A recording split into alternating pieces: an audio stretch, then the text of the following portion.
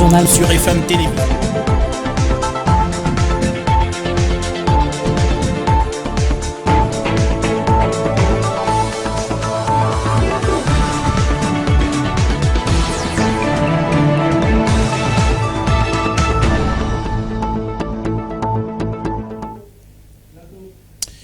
Bonsoir mesdames et messieurs, bienvenue dans cette édition d'information sur FM Télévision.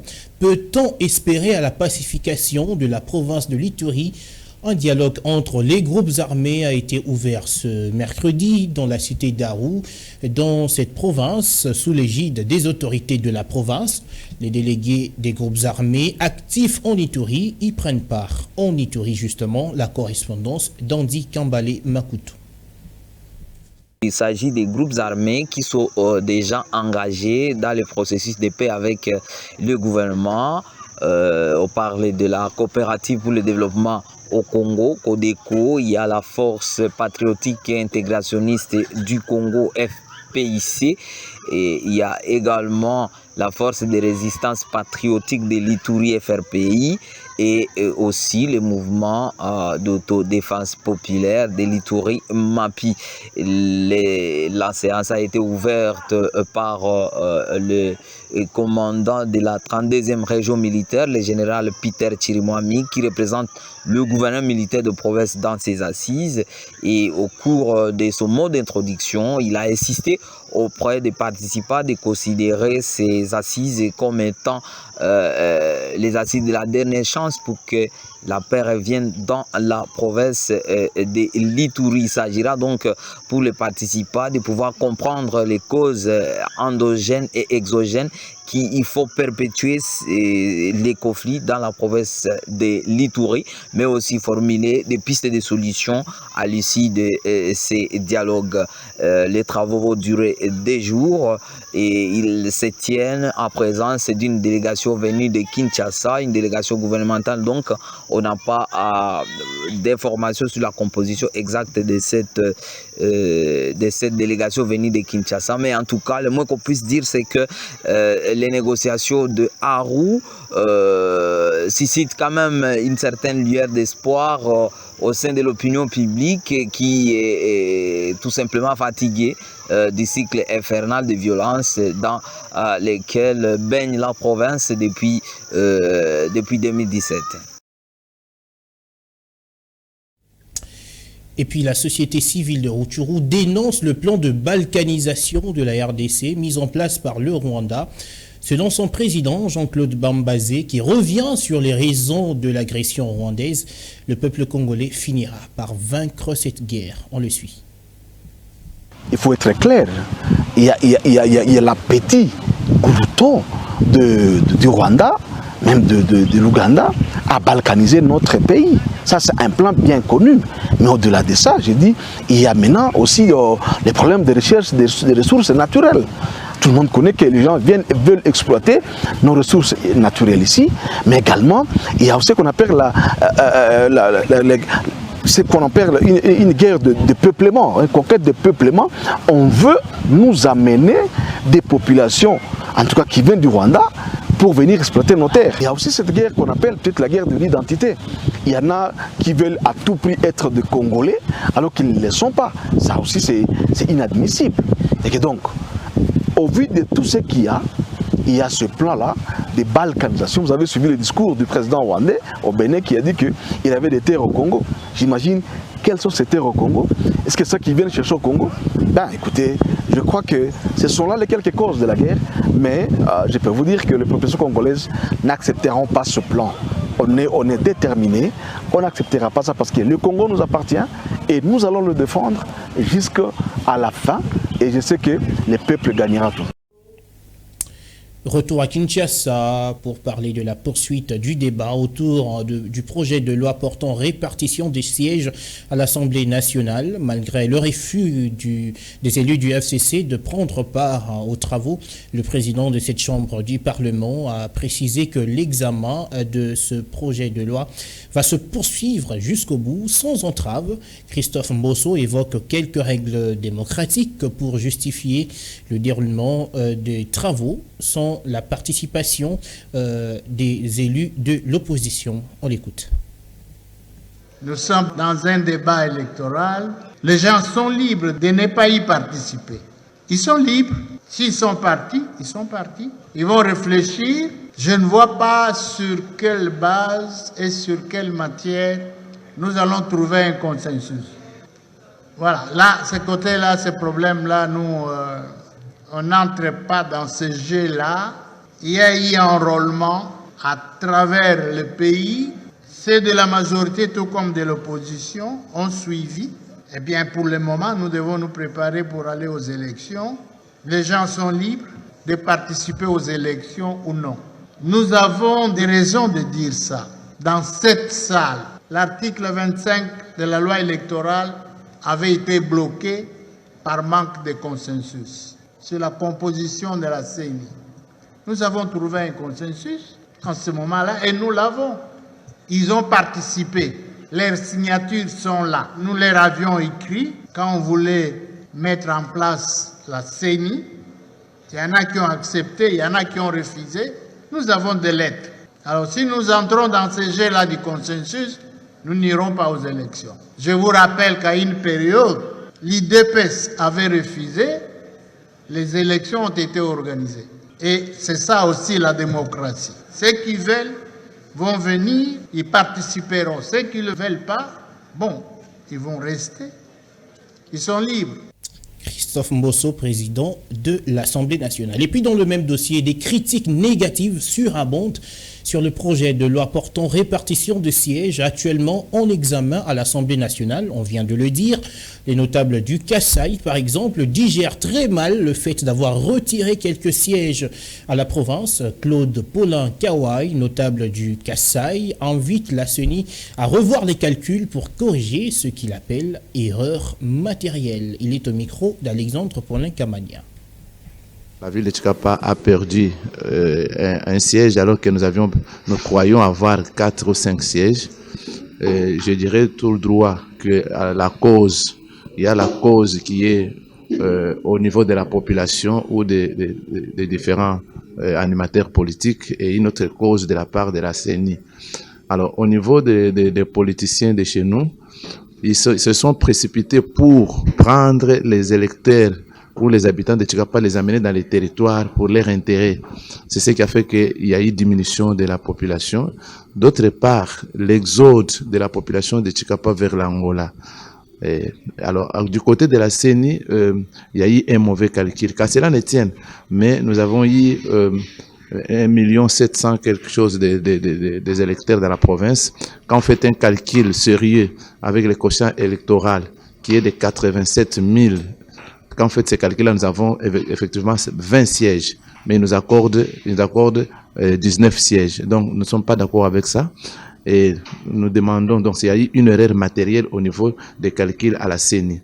C'est ainsi que, à ma qualité de notable de la province du Kasaï, à ma qualité d'un aspirant politicien, je demande à tous les députés nationaux, aux sénateurs de la province du Kasaï, de s'impliquer avec toute énergie, de sorte que les calculs soient refaits au niveau de l'Assemblée nationale, afin que nous puissions récupérer notre siège, le 20e siège qui sera attribué dans la ville de Tchikapa pour que nous ayons nos 3 sièges. L'opposition républicaine était elle aussi dans les rues de Kinshasa pour soutenir le processus électoral. Contrairement à l'autre camp radical, cette marche qui s'est déroulée le mardi n'a pas atteint le siège de la CENI comme prévu. Reportage.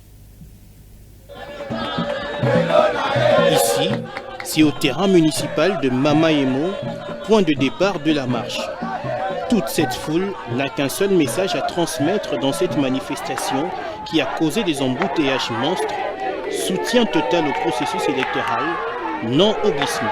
On ne peut pas comprendre qu'à 6 mois des élections, qu'il y ait des acteurs politiques qui demandent la reconfiguration de la CENI, qui demandent qu'on puisse revoir la Cour constitutionnelle, qui demandent à devenir ministre, à devenir sénateur, ma foi. À 6 mois des élections, on doit commencer à changer les animateurs et les règles du jeu, pas du tout. Nous sommes pour ces processus électoraux et non pour le glissement. Le président du parti veut à ce qu'il y ait au moins la continuité de ces processus électoraux.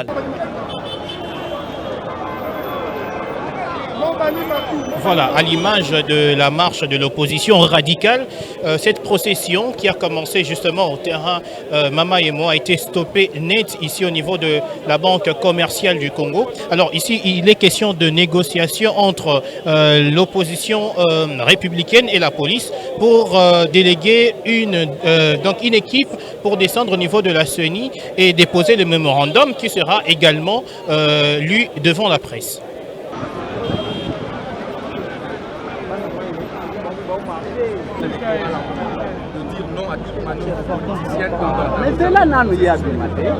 Seulement, cette négociation n'a pas pu aboutir car la base n'a pas acquiescé l'offre de la police.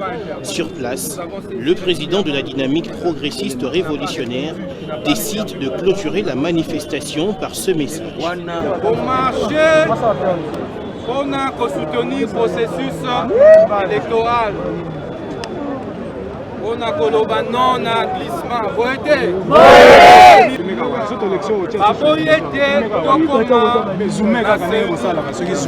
wapi tolingaki kodepose mémorandum. Vous êtes alobaki ete 10 personnes ya pamba bakete biso toboyi na bino mpe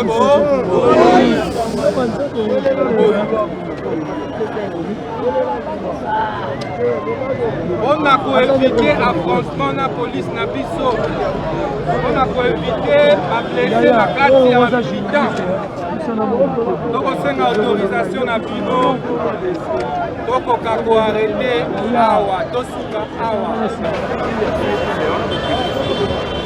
Il faut noter cependant que la manifestation d'aujourd'hui n'a pas connu beaucoup d'incidents, contrairement à d'autres marches de l'opposition radicale, où on a dénombré par exemple des cas de meurtre dans le cas de la police ou encore des manifestants. Les raisons de la manifestation d'aujourd'hui aussi complètement différentes que l'opposition radicale qui juge par exemple le processus électoral actuel de chaotique et qui dénonce notamment la vie chère. Voilà donc ce qu'on peut dire pour cette marche. Et puis ça fait la une de tous les médias. Le conseiller spécial de Moïse Katumbi a été interpellé mardi 30 mai à l'aéroport international de Njili. Salomon Escadella, comme on l'appelle, a été embarqué manu militari dans un véhicule par des agents de l'ANR, selon nos informations, qui lui ont conduit à une destination pour l'instant inconnue. Commentaire. Ces images ont fait le tour des réseaux sociaux et font la une de tous les médias en RDC. Celui qui est brutalement embarqué dans ce véhicule, c'est le conseiller particulier de Moïse Katumbi qui s'apprêtait pour un voyage. Cependant, peu d'informations sont disponibles au sujet de vrais mobiles de son arrestation. Un avocat proche du pouvoir indique à FM Télévision que Salomon Escadella aurait usurpé la nationalité congolaise en se faisant enrôler pour voter aux prochaines élections, une infraction en droit congolais. D'autres versions, non encore confirmées, parlent de détention illicite d'armes à feu. Dans une fraction de seconde, une pluie de réactions s'abat dans le paysage du parti d'Ensemble pour la République, ou l'opposition au sens large. C'est notamment le cas de son président Moïse Katumbi qui, évoquant un enlèvement crapuleux, parle d'une arrestation arbitraire et illégale de son conseiller, car n'ayant aucune idée sur les raisons de son interpellation, ni la destination par laquelle il a été conduit, en soutenant la thèse de la fin de l'état de droit en RDC. Cette interpellation a été condamnée aussi par Martin Fayoulou, Claudel Loubaya ou encore la cage de Georges Kapiamba. Au Maniema, c'est le membre d'Ensemble pour la République qui se déchaîne à Kindu. Ayant appris avec indignation de notre leader, de notre fils, de notre grand frère, traîné à l'excellence Salomon Idi Kalonda.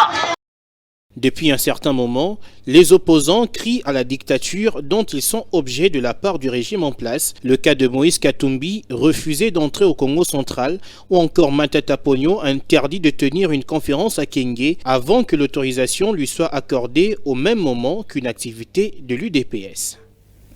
Mesdames et messieurs, c'est l'heure de parler sport.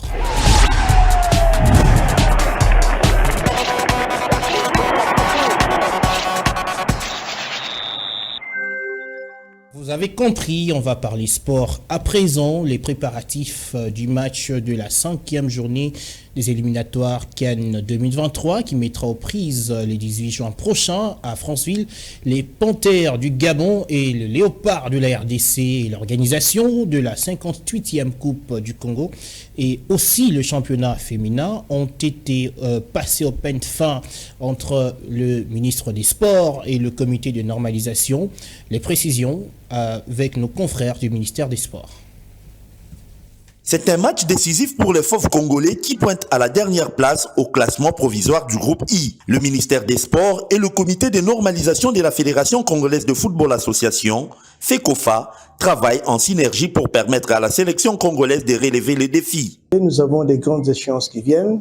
Nous avons spécialement le match contre le Gabon qui sera là. Il fallait voir avec son excellence qu'est-ce qui a déjà été fait, qu'est-ce qui reste à faire pour que le match se déroule dans de bonnes conditions. Tout est sur la bonne voie, tant au niveau du sélectionneur qu'au niveau du ministère qui a engagé tout ce qui était nécessaire pour que les dépenses nécessaires à l'organisation de ce match-là se passent dans de très bonnes conditions.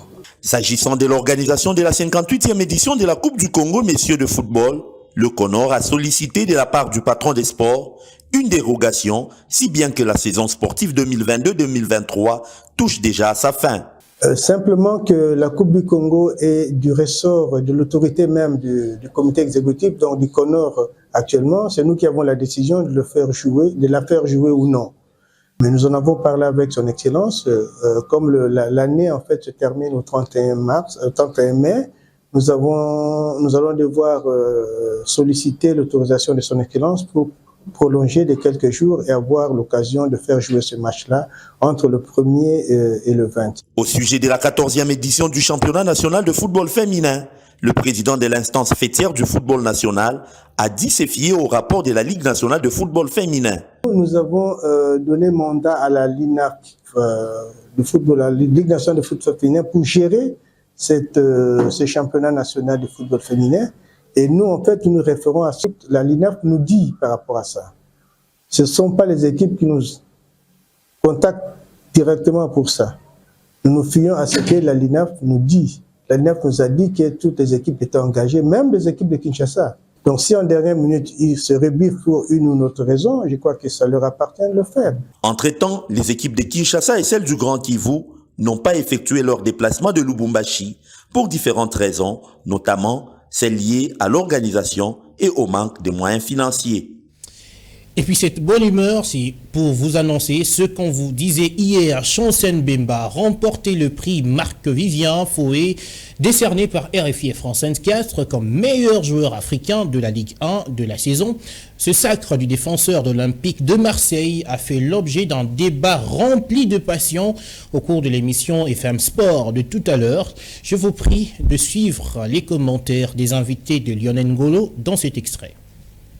Alors, j'ai l'impression de dire, après sa saison, on a l'impression que Chancen Bemba, c'est une fierté nationale. On n'a pas connu à ce. Moi, je pense que ces trophées, c'est amplement mérité pour les demi-dieux du football mondial, parce que c'est un joueur qui est fort même dans les airs, il est fort dans le but, il est fort dans la récupération, il est fort dans la relance. Vous sentez, il est un peu partout là, c'est un polyvalent qui est complet, et vous sentez un peu de la négation, de la confiance en Chancen Bemba. Et c'est un trophée pour moi amplement mérité pour lui. En plus de cela, c'est un joueur que nous avons connu il y a longtemps. Il a joué à Newcastle. Moi, je dirais peut-être que son passage à Porto a un peu freiné les choses parce que bien qu'il a freiné comment? La Ligue des Champions, il a éliminé la Juve. Dans le sens que les deux fois remporté le championnat portugais, le championnat Newcastle, il part où? Le championnat portugais. C'est à Porto qu'on le repère pour la championnat portugais. Non, c'est un championnat expéditif. Non, c'est un championnat expéditif. Benfica, c'est une équipe qui fait le temps de Portugal en Ligue des Champions. Parce que le championnat portugais n'est pas trop visible que la Ligue 1. Mais j'ai dit que c'est un championnat. Il a fait un passage parfait. Le passage a été parfait en Porto, certainement, parce qu'il a raflé 2 fois les championnats et puis la coupe portugaise.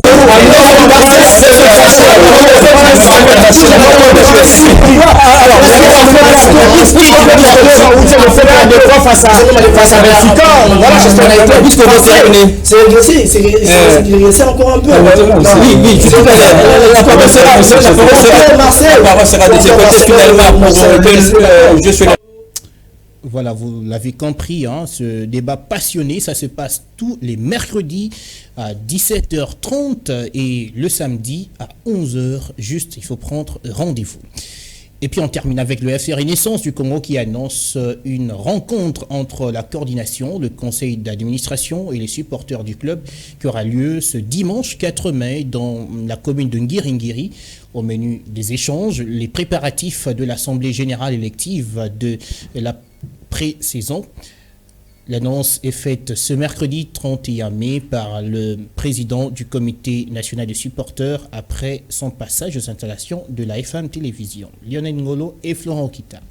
Vous êtes sans ignorer que le comité national des supporters CNS en cycle a comme rôle ou mission au sein de l'équipe la sensibilisation, l'encadrement, la mobilisation des supporters.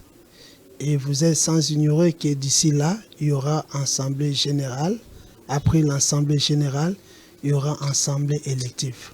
Raison pour laquelle nous voulons cette communion entre les supporters d'une part et la coordination d'autre part, pour qu'avant que cela puisse arriver, qu'il y ait quand même échange et communion. Jusqu'à preuve contraire, nous attendons le calendrier de la Linafoot, mais rien n'empêche que nous, CNS, puissions mobiliser les supporters. Et je vous informe déjà d'emblée que le dimanche, nous avons un grand événement qui sera à Ngiringiri, à la salle des fêtes fédérales, donc croisement 24 novembre et l'avenue Ngiringiri, dans la commune de Ngiringiri. Et nous serons là avec la coordination dans son ensemble et le conseil d'administration. Quand je parle du conseil d'administration, je vois son président qui est le président, l'évêque Pascal Mukuna. Donc, par cette occasion, j'invite tous les Rennais à répondre massivement. Ça sera une occasion pour les supporters de voir en live celui qu'on a toujours surnommé le double maître, Maître Billy Maloa. Celui qu'on a toujours surnommé le pacificateur Meda Kakolongo. Voilà qui met fin à cette édition d'information. Madame, Messieurs, merci à tous de l'avoir suivi. J'ai été assisté pour cette édition d'information par Lionel Ngolo, dont Benjamin Makolo, Jessica Kanda et Florent Kita. Restez avec nous.